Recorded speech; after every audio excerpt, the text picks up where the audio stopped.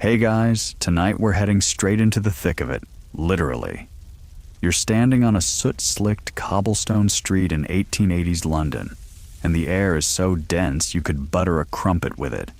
You squint, but visibility stops just past your nose.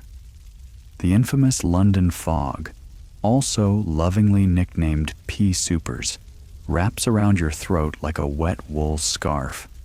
It's not just water vapor. It's a noxious blend of coal smoke, factory exhaust, and horse manure particles, stirred with a pinch of despair. So, before you get comfortable, take a moment to like the video and subscribe, but only if you genuinely enjoy what I do here. And hey, drop a comment with your location and a local time. I always love seeing where and when you're tuning in from. Now, dim the lights, maybe turn on a fan for that soft background hum, and let's ease into tonight's journey together.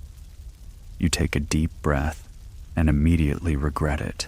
Your lungs tingle, your eyes sting, and your hand instinctively tightens the scarf around your mouth.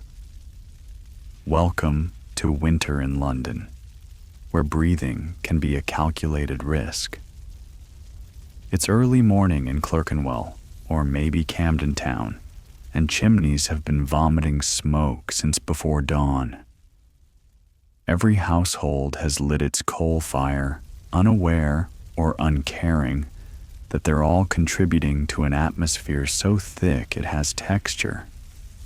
The sky, if you can even see it, is a pale yellow smear.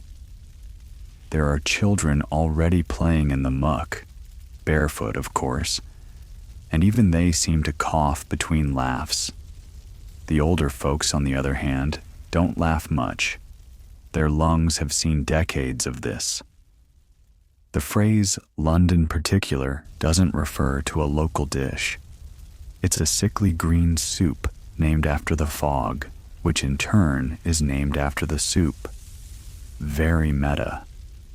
And this isn't just weather, it's a health hazard with personality. One observer described it as the color of strong green tea and with the taste of perished cabbages. If that doesn't sound like something trying to kill you, I don't know what does. Historians still argue whether these fogs caused more deaths from direct suffocation or from the longer, slower destruction of lungs over years. Either way, your best bet is to minimize outdoor exposure. Too bad you have errands. You're not wealthy enough for a carriage, and omnibuses are overcrowded, clunky beasts.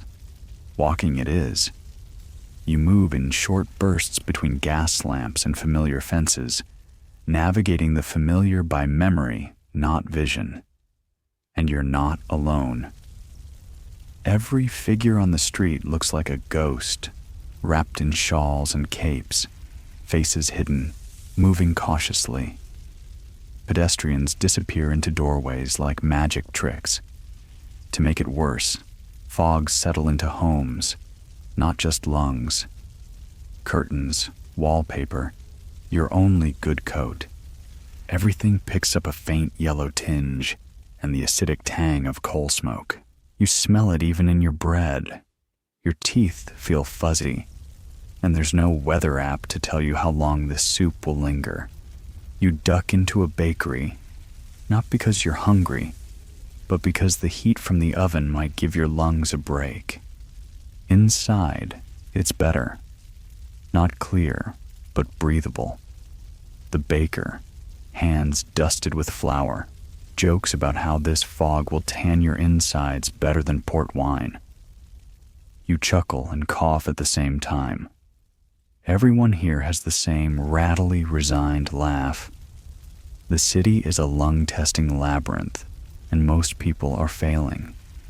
One popular trick is the vinegar-soaked rag method. You'd carry a handkerchief, dip it in vinegar, and breathe through that.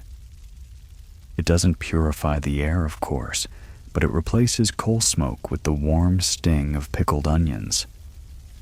Some doctors even recommended eucalyptus or tar lozenges. You chew one now, it tastes like scorched licorice. Comforting. Sort of. Some Londoners go for walks in cemeteries to get cleaner air. Parks are too crowded, and graveyards, oddly, tend to be breezier and a little more open. The irony doesn't escape you. You may be walking among the dead just to keep from joining them. And while historians agree that the city's pollution reached terrifying levels, they still debate how much the average Londoner really noticed or cared. To many, this was simply the cost of progress. Factories kept the city moving, and coal kept homes warm. Dying slowly was part of the bargain. By nightfall, the fog has thickened again. You light your way home with a lantern, the glow swallowed almost instantly by the mist. You're wet to your bones and itchy from the residue on your skin.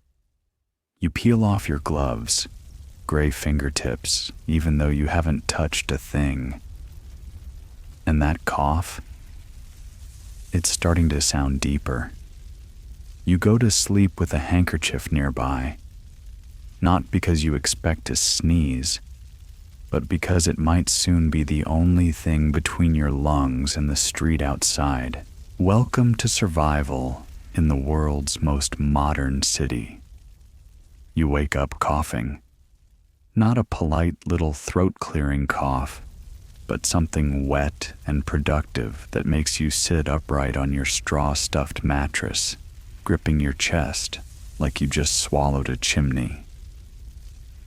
You wrap the threadbare shawl around your shoulders and peer toward the window, not to see outside, but to gauge whether today's fog is in the room again. Spoiler, it is. There's a layer of condensation on the glass, but it's not just water. It's soot, too, clinging in streaks, leaving a muddy smear when you rub it with your sleeve. Everything smells faintly of burnt toast, even though you haven't had bread in 2 days. But never fear, there's a solution waiting out there, or at least a man pretending to have one.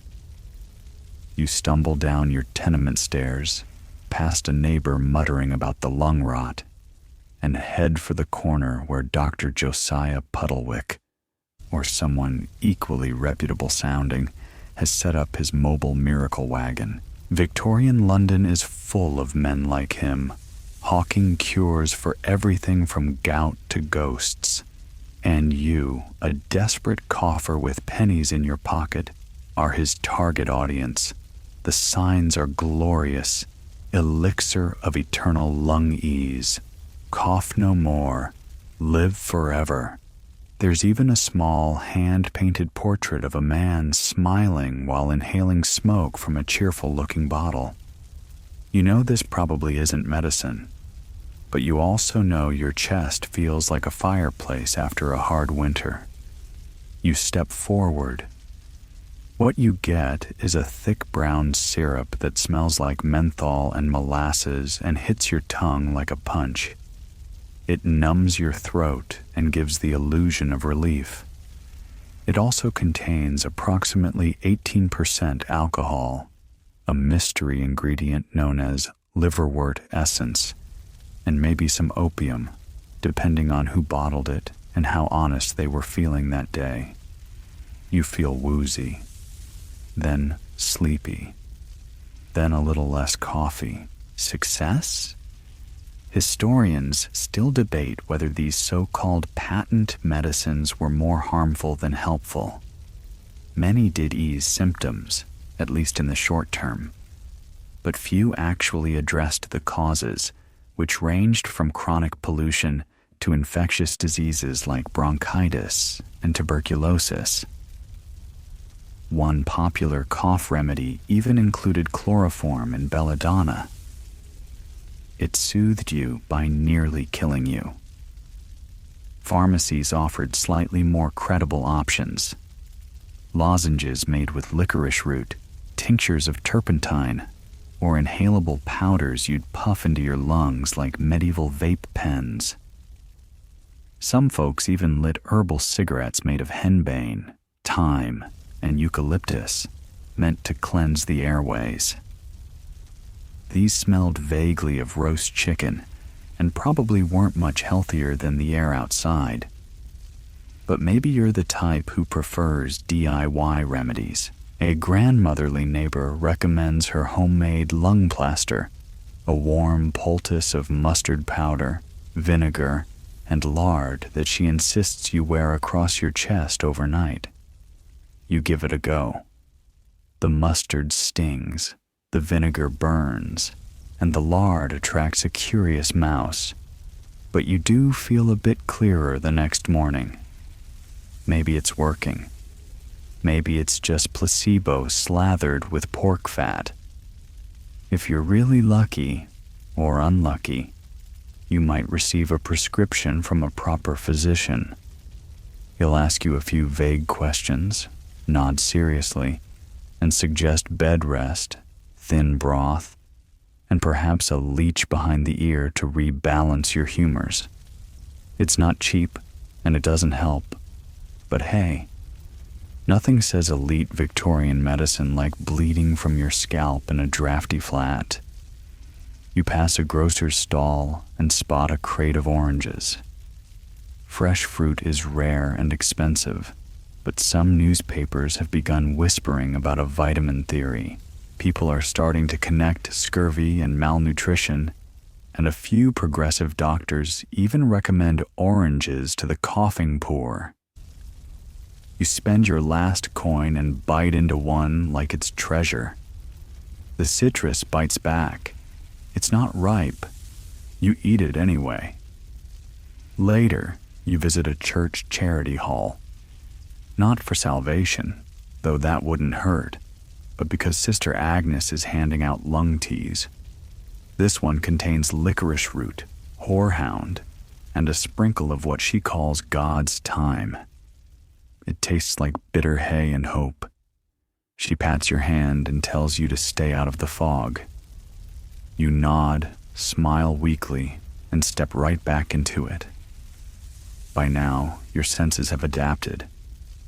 The smoke, the stink, the background coughing, they blur into a muffled haze, like living inside a wool sock. You overhear a child telling another, if you cough into your elbow, you won't get the black spit. You make a mental note. Hygiene rumors are their own kind of medicine. In your pocket, you now carry 3 crumpled lozenges, 1 bottle of definitely illegal syrup, a vinegar-soaked rag, and a vague sense of impending lung collapse. But the day's not over. You're alive. Your nose is blackened with coal dust, and your throat still rasps like a rusty hinge. But you've survived another foggy morning, and that, in 1880s London, is pretty much a miracle. By the time you climb the creaking stairs back to your lodging, you're wheezing like a half-deflated accordion. The narrow hallway smells of boiled cabbage, coal tar, and the faint mildew that clings to plaster like a memory. Your lodging?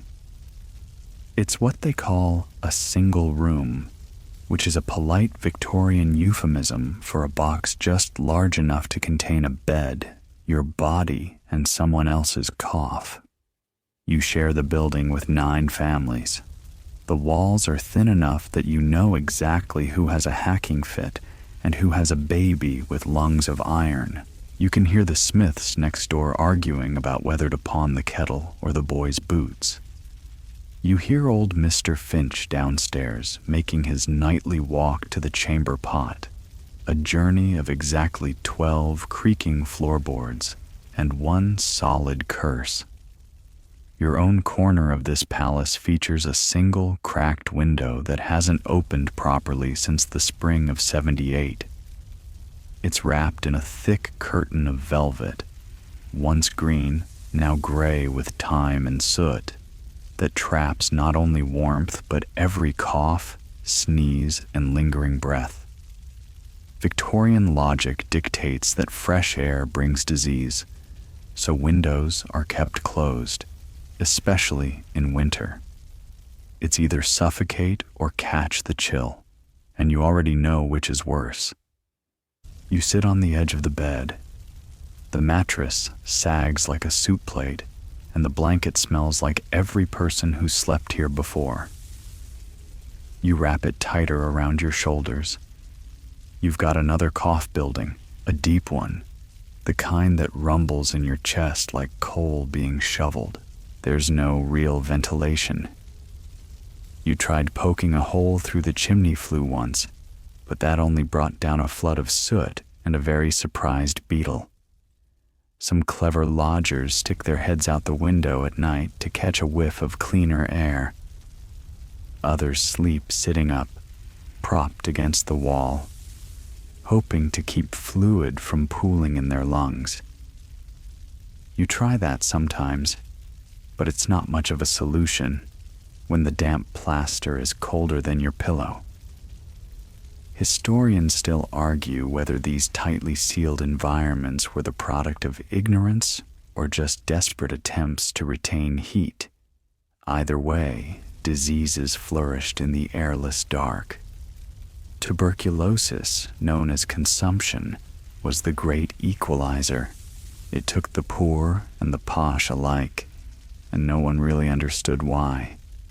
They just knew you coughed, wasted away, and died, probably while wearing a very respectable nightcap.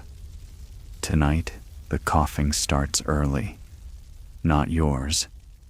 Mrs. Carver's. She lives above you, and she's got a rattle that sounds like a deathbed metronome. You count her wheezes between bites of stale bread and weak onion broth. She's been sick for months, but there's no doctor. The charity nurse came once, left her a tonic, and promised to check back. That was 4 weeks ago.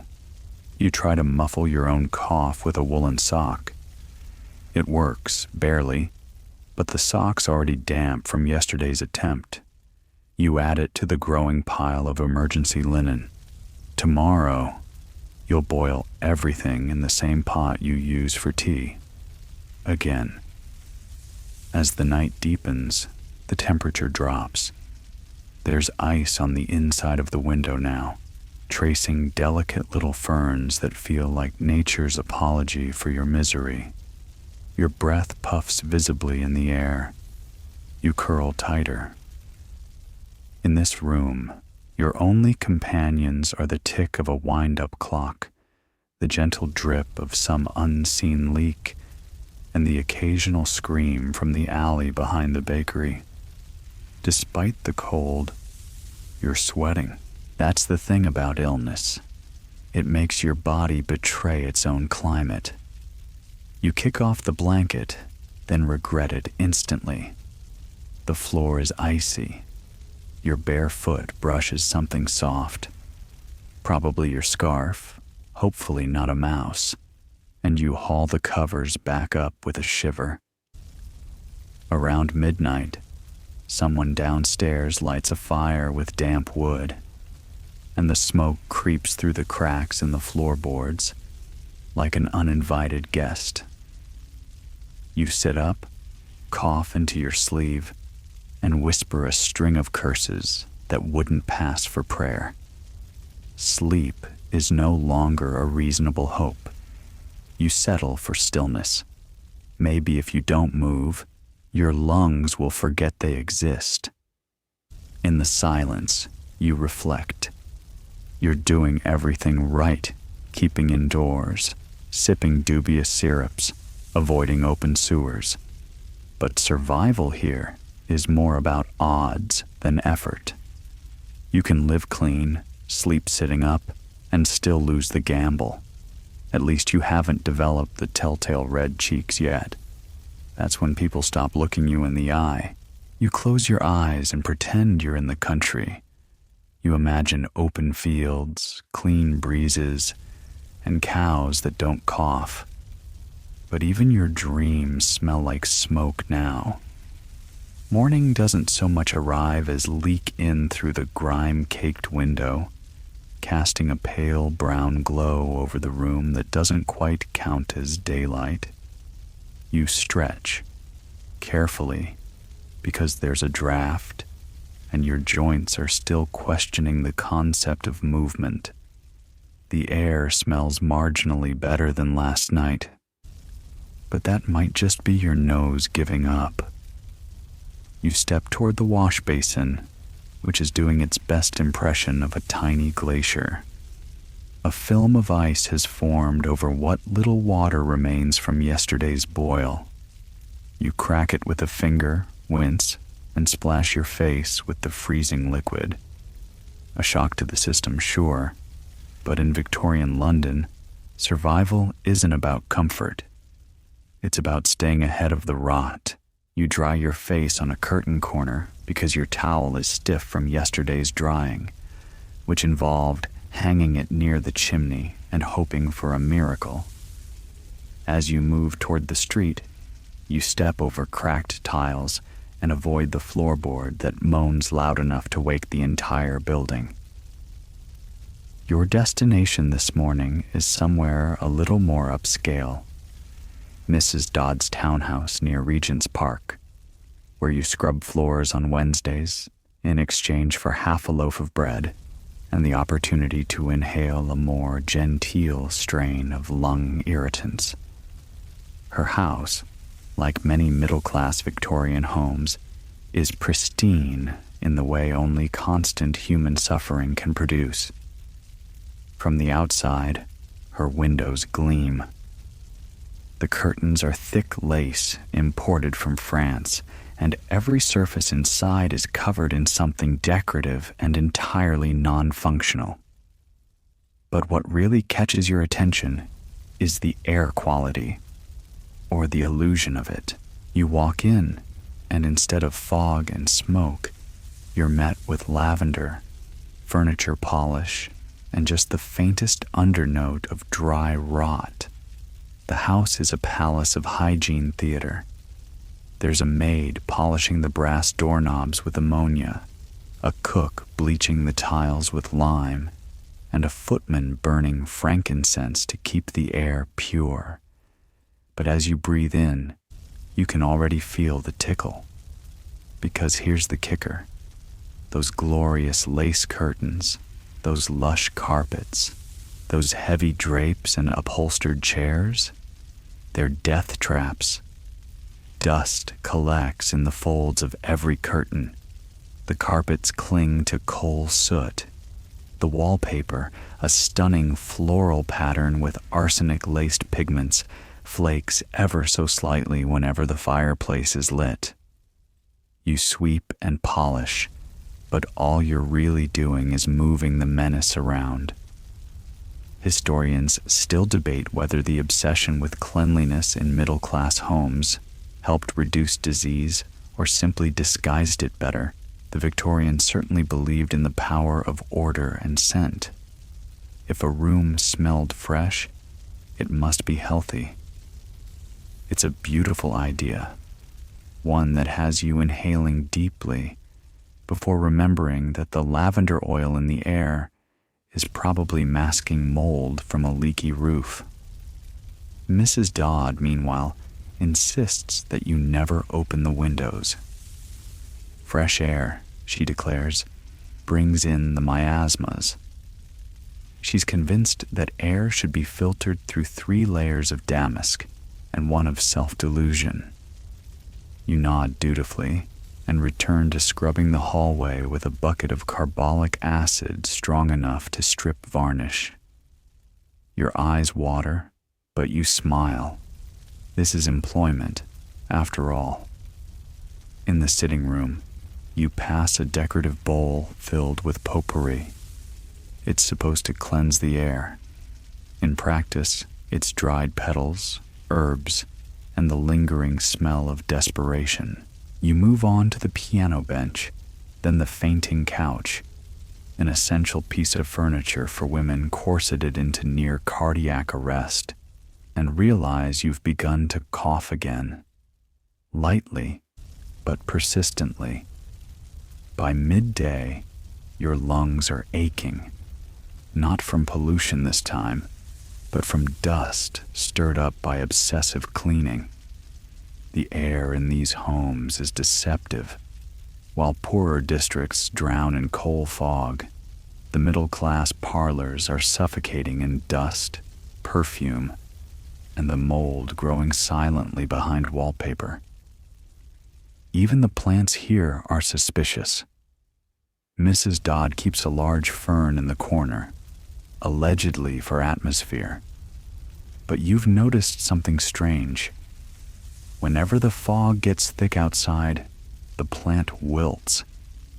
It's like even it knows this air isn't meant for living things. The highlight of your day is when the maid sneaks you a slice of buttered toast, warm and crisp. You savor it like treasure. The heat softens your chest for a while, and you feel briefly human. Then someone lights another coal fire upstairs, and you're back to square one. You finish your duties, receive your half loaf, and step back out into the smog. It's like diving into a wool blanket soaked in vinegar. You cough again, harder this time. But you walk home clutching your bread, wrapping it in your shawl like it's sacred.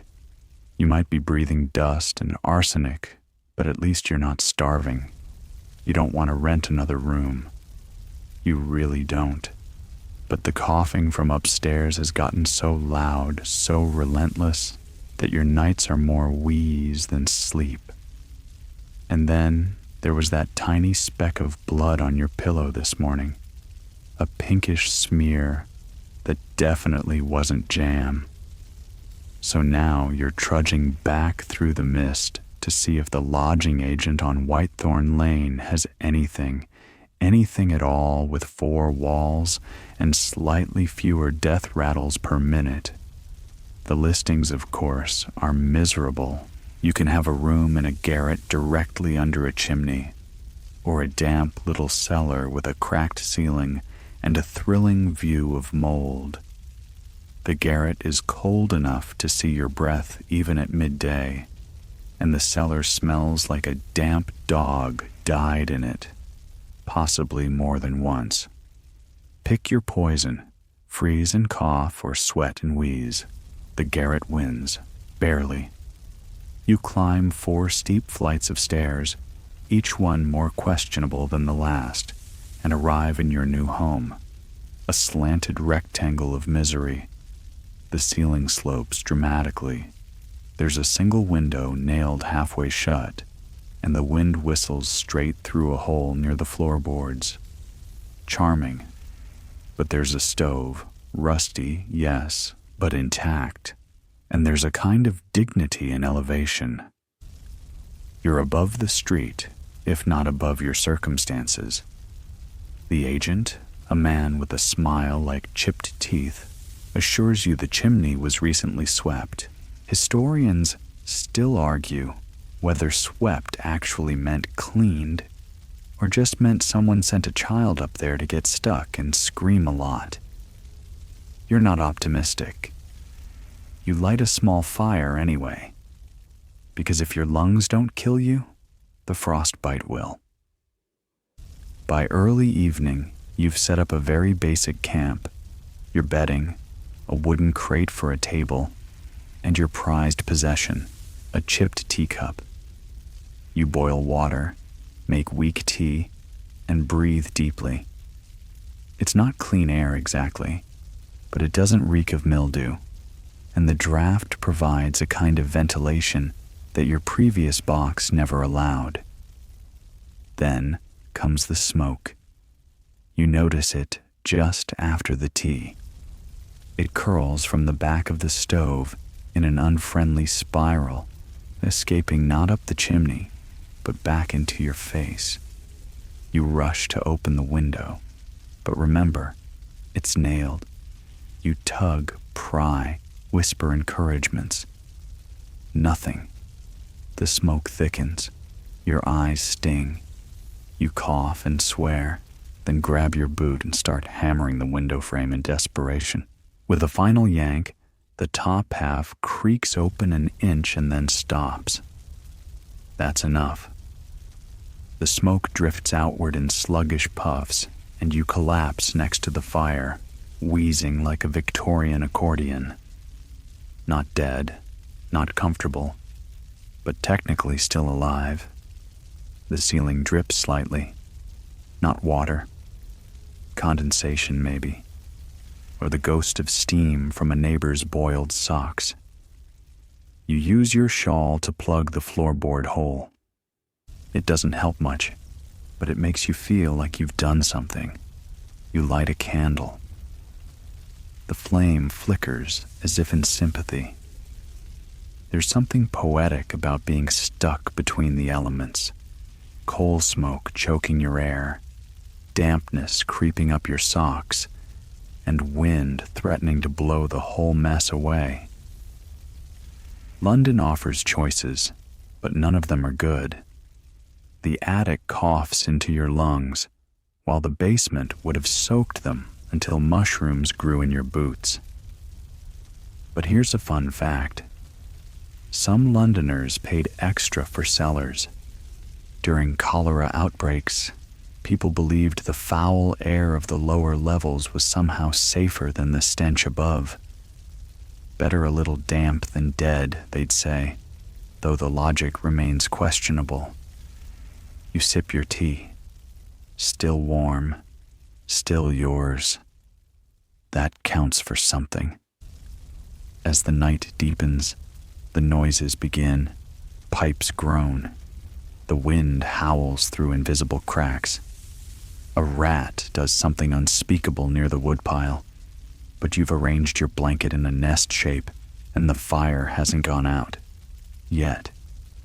You've created a kind of bear cave, complete with questionable ventilation and a half-used cough syrup bottle standing guard like a bitter little soldier. You remember your previous room with its closed windows and thick curtains. Maybe, just maybe, this is a step up. The smoke from your fire might sting your throat, but at least it's your smoke. No neighbors hacking up pieces of their lungs. No wallpaper peeling with moisture. Just you, your fire, and the mildly poisonous air wafting gently into your tea. You settle into your lopsided bed, wrap the blanket over your nose, and listen to your lungs gurgle. If you squint, this is almost peaceful. You've picked the lesser evil. Morning arrives with a series of unsettling creaks from the ceiling, which may indicate the building is slowly exhaling or about to collapse. You're not sure which. Either way, you stretch stiffly and blink at the frost coating the inside of your new window. The previous night's smoke has dissipated, replaced by a subtle creeping chill that's managed to bite your toes through 2 pairs of socks and a desperate prayer. You shuffle to the stove, prod the last chunk of coal, and realize you'll need more fuel if you want to avoid turning into a soot-dusted statue by sundown. Coal costs money, and you have precisely 3 coins left, one of which may be a button. Still, coal is non-negotiable. You throw on your coat, wrap your scarf tight, and step outside. The street is already alive, though alive is generous. The fog is back, thicker now, curling around lampposts and clinging to your lashes. Every surface glistens with moisture and soot. Horses clomp past, leaving behind generous piles of steaming dung that blend with the muddy sludge underfoot. And everyone is spitting. Every corner hosts a little glob of bodily protest. Men hawk phlegm with all the ceremony of a trumpet blast. Women do it discreetly into kerchiefs. Children just let fly. And here's the uncomfortable truth. This isn't just gross. It's necessary. When your lungs are full of soot, coal tar, and infection, spitting becomes survival. That's why the city is full of spittoons, elegant metal vessels placed inside shops, pubs, and even homes. They're supposed to encourage neatness, but most folks miss a lot. The result is a minefield of slippery street phlegm, with the occasional embedded tooth or ominous streak of red. You sidestep expertly because you've had practice. Etiquette books at the time had an awful lot to say about spitting. Gentlemen shall never expectorate into fireplaces, teacups, or stairwells, they warned. Apparently, the where mattered more than the why. Historians still argue whether such guidelines reduced disease or just created an illusion of civilized decay. Either way, you cough politely into your sleeve and carry on. You pass a row of street sweepers, boys barely older than 10, scraping muck with stiff bristled brooms. They wear tattered uniforms and blank expressions. One offers to shine your boots, then sneezes directly onto them. You tip him anyway. He's probably the cleanest thing you've seen all morning. At the market, you trade 1 coin for a handful of low-quality coal. It's dusty, half damp, and possibly half brick, but it'll burn. The coal man eyes your hacking cough and offers a tin of his homemade lung paste, a sticky blob of herbs, tar, and what smells suspiciously like molasses. You politely decline. He shrugs and takes a bite of it himself. You feel both horrified and oddly impressed. With your coal secured, you wander into a pub, not for drink, but for warmth. The barmaid waves you in with a tea towel and points you toward the hearth. It's smoky, loud, and filled with a dozen varieties of cough, but it's also 5 degrees warmer than the outside world. You claim a seat near the back and soak in the humid atmosphere of ale, sweat, and burning peat. The man beside you is missing 3 teeth and wears 2 waistcoats. He's sipping something thick from a cracked mug and talking about the fog that nearly killed the Queen's dog. You nod, because this feels plausible. He offers you a drop of smoke whiskey, a local recipe involving tobacco leaves soaked in gin and regret. You decline, though politely. Here in the pub, the rules of germ sharing are unspoken but firm. You wipe your mouth on your sleeve, you sneeze downward, and you never, ever touch anyone else's glass. Hygiene in this world is a shared understanding wrapped in cloth napkins and denial. Eventually, you leave with a slightly clearer head and a heavier cough. Your lungs feel coated in grease, but your fingers have thawed. You pass a cart selling boiled sweets and consider buying one, not for taste, but for throat relief. Some vendors add anise or menthol, others just coat pebbles in sugar. You pick one and hope for the best. Back at your attic, the coal goes into the stove with a satisfying hiss.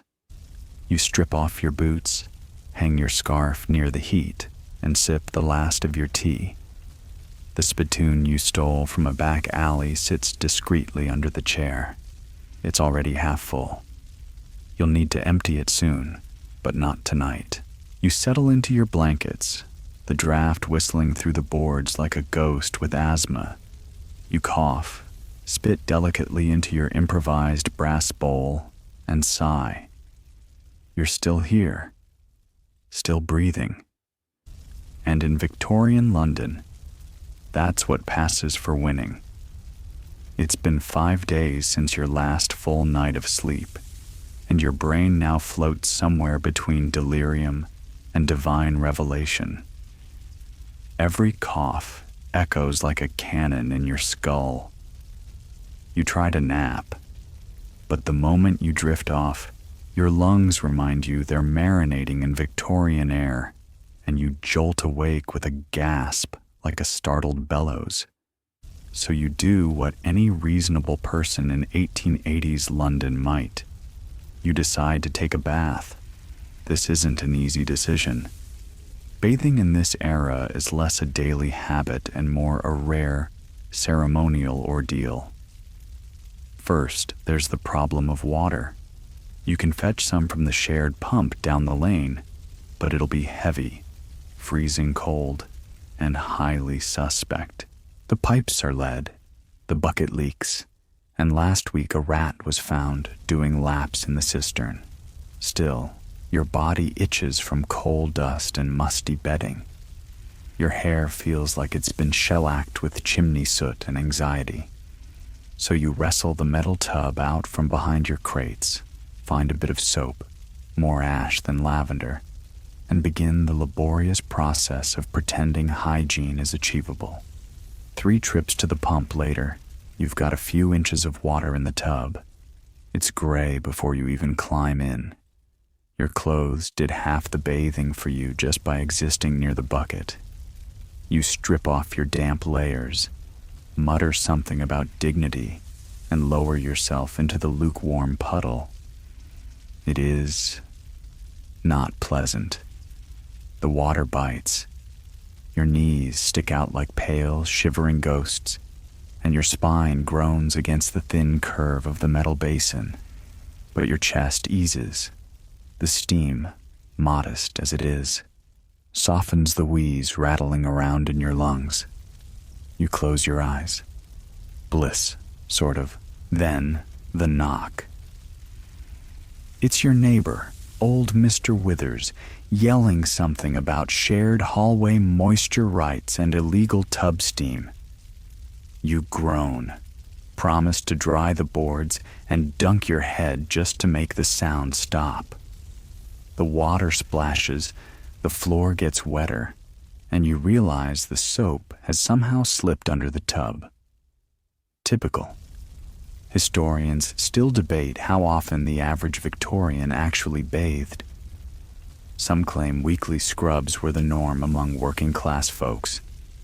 Others argue it was more like monthly, or whenever the neighbors complained about the smell. What's clear is that clean water was both a luxury and a logistical nightmare. In wealthier homes, the process was more theatrical. Baths might be drawn by servants, scented with rose oil, and enjoyed by candlelight. Though even then, reuse of bath water was common. Entire households might bathe in shifts, from eldest to youngest, which makes you reconsider every romantic drawing room scene you've ever imagined. Your situation is less elegant. You spot a flake of soot drifting on the surface like a dead leaf.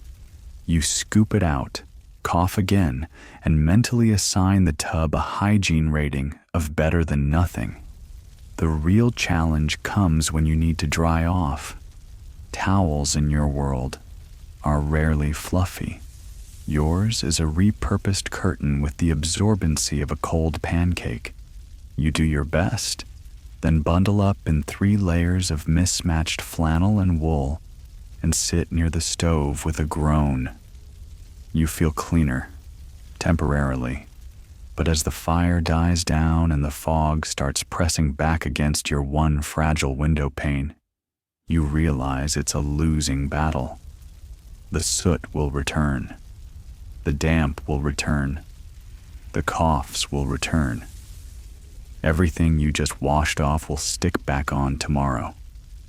Still, you made the effort.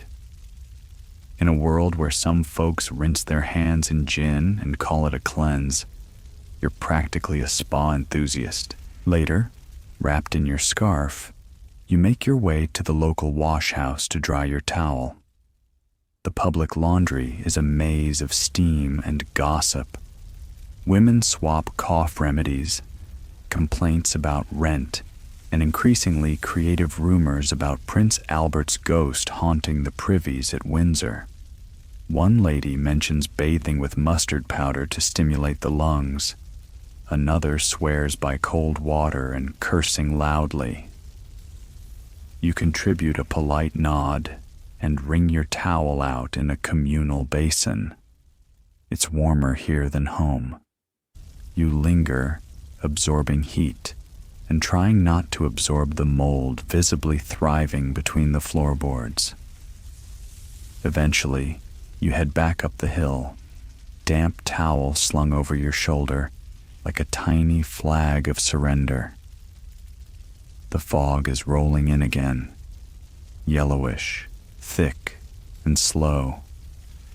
You brace for the familiar catch in your breath. It arrives on schedule. Back in your attic, you light the stove with the last of your coal. You drape the towel over a crate, wrap yourself in your scarf again, and take a small, proud sniff. Not clean exactly, but cleaner than before. In Victorian London, that's a win. You've lost your voice, or at least most of it. This morning, when you tried to greet the baker's boy with your usual raspy mornin', what came out was a breathy squeak, like a mouse trying to clear its throat. He handed you your stale roll with a look of pity usually reserved for funeral processions. Still, you managed to shuffle your way through a fog that smells suspiciously of rotting cabbage and chimney ash. Your lungs are now producing a strange symphony, a mix of whistle, rattle, and wheeze. It's sort of melodic if you ignore the dread. You've begun counting steps between coughs. On a good morning, you make it to 12. Today, you barely make it to 3. Back in your room, you decide to fight this indoor air battle from a different angle. You've heard about air purifiers. Not machines, of course, but Victorian contraptions involving salt lamps, vinegar bowls, and the occasional smoking herb bundle. So you start improvising. First, you boil vinegar on the stove. The smell is unbearable, sharp, acidic, and reminiscent of pickled despair. But legend has it this wards off airborne illnesses, at least according to Mrs. Digby downstairs, who also believes chimney swifts are messengers of death. Next, you hang an old onion from the ceiling. You're not entirely sure why, but someone at the washhouse swore it draws out the poisons. Now your attic smells like salad, dressing gone very, very wrong. You feel no better, but your neighbor starts coughing less. Coincidence? Possibly. Victory? Absolutely. Victorians were always inventing little ways to avoid dying indoors. They'd line rooms with eucalyptus leaves, dab camphor oil behind the ears, or burn tar in small pans to disinfect the air. Historians still argue whether these rituals helped or simply gave people something to do while they waited for the phlegm to settle. You try something different, placing a damp cloth over your mouth while you sleep. It makes breathing slightly harder, but might filter out some of the dust and smoke. Or you might be slowly suffocating. Either way, you manage an hour of uninterrupted sleep before the cloth slides off, and you wake yourself up snoring like a busted accordion. Desperate for clearer air, you visit a chemist. His shop smells strongly of licorice and despair, and the bottles are labeled with a mix of Latin, guesswork, and straight-up lies. You ask for something to ease your lungs. He offers inhalable tar compound and respiratory spirits. You ask what's in them. He shrugs. You buy the cheaper one. The instructions are terrifying. You're meant to drop the liquid onto a cloth, place it over your nose, and breathe deeply. You try it at home. The scent is potent, like if pine trees had a secret life as arsonists. You cough twice, then feel a strange relief. Your lungs don't feel better, but they feel different, which is something. Your landlady knocks to check on you, mostly to ensure you haven't died and started attracting flies. You assure her that you're alive, though somewhat less convincingly than yesterday. She warns you not to open the window too wide, or the night airs will settle in your marrow. You nod, not bothering to argue. You're fairly certain something already settled in your marrow 2 winters ago and never left. Later, you borrow a book from the public library reading room, a little volume on domestic health management. It includes tips like never inhale air from the mouth of a horse and burn feathers in the fireplace to determine air quality. You're unclear on how setting a chicken ablaze is a viable survival strategy, but you're also out of better ideas. Your lungs hum gently as you try to read by candlelight. You place a steaming mug of mint leaf water beside you, hoping the vapors will do something. They don't, but they smell like hope. As evening descends, the yellow fog seeps back through the window crack. It curls like a living thing, creeping along the ceiling, testing your defenses. You wrap your shawl tighter, light another vinegar pot, and whisper encouragements to your own lungs. The air is heavy, but it's yours, and you're still here, sipping boiled mint, breathing through cloth, and hoping that if you keep layering tricks, maybe, just maybe, you can outlast the smog. The fog doesn't lift. Not today, not tomorrow. By now, it's simply part of life, an unwelcome roommate who never pays rent and always smells faintly of scorched potatoes. You've started referring to it affectionately as Old Yeller, which is easier than acknowledging the slow, cloying dread that comes every time it slithers under your doorframe. Your lungs are tired, not just tired, they're weary, like old bellows someone left too close to a fire. You wheeze when you wake, wheeze when you eat, and wheeze when you do absolutely nothing at all. You've developed an almost romantic relationship with your cough syrup. You cradle the bottle like a cherished heirloom and sip it in tiny, reverent doses, each one burning its way down like a smoky lullaby.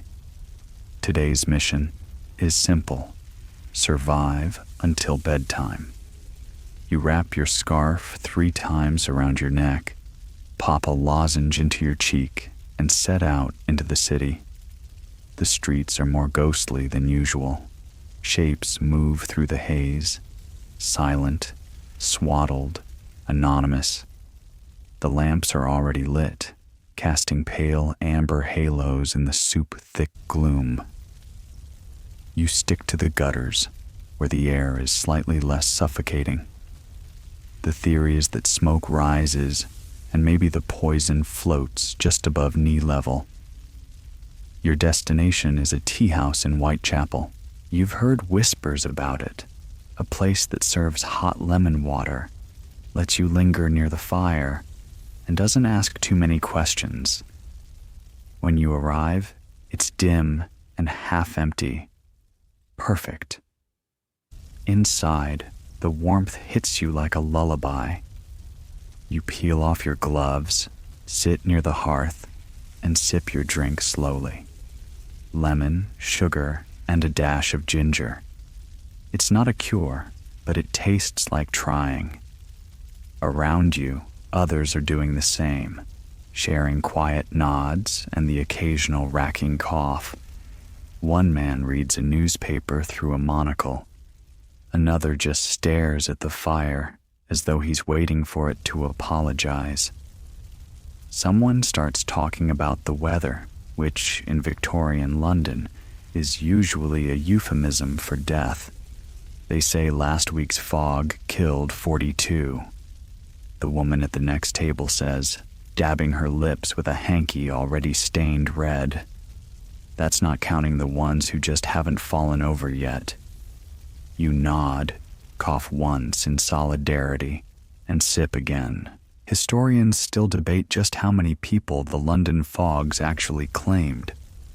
Official records were vague, and deaths from bronchitis, pneumonia, and general decline were often chalked up to bad luck.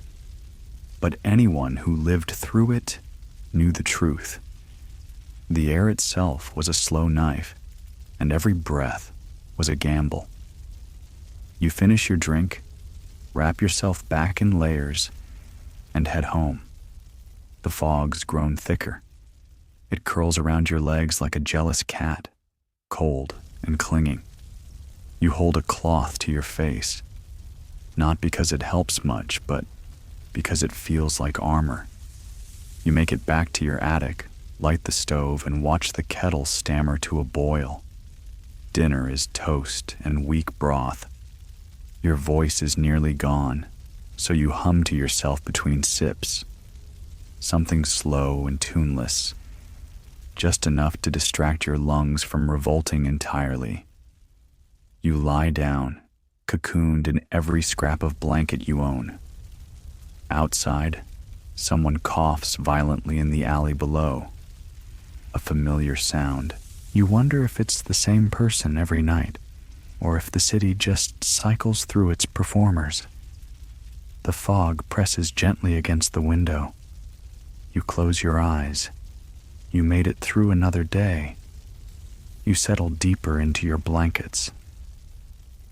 The room is still, except for the soft ticking of the wind-up clock and the faint sigh of the stove as it exhales one final puff of heat. The fog beyond the window has thickened into a quiet blur, wrapping your little attic in its own strange kind of hush. Each breath comes slowly now, not easily, but with rhythm. Your lungs may grumble, your throat may itch, but you're here, still here. The hard edges of the day have softened, rounded out by the warmth of tea, the whisper of fabric against skin, and the slow retreat of thought. Let your fingers go limp. Let your jaw unclench. Let the little noises of the night, the creak of beams, the murmur of someone pacing below, fade into a gentle backdrop. Your mind drifts not to the smog, or the soot, or the clamor of the outside world, but to the simple comfort of lying still, of knowing that for this moment at least, you don't need to fight the air. Just float in it. The candle flickers low. The walls blur. The aches of the day slip further into memory. It doesn't matter that tomorrow may come with more coughing, more soot, more vinegar pots and coal-stained towels. For now, you're wrapped in warmth, suspended in the quiet, and the sleep is on its way.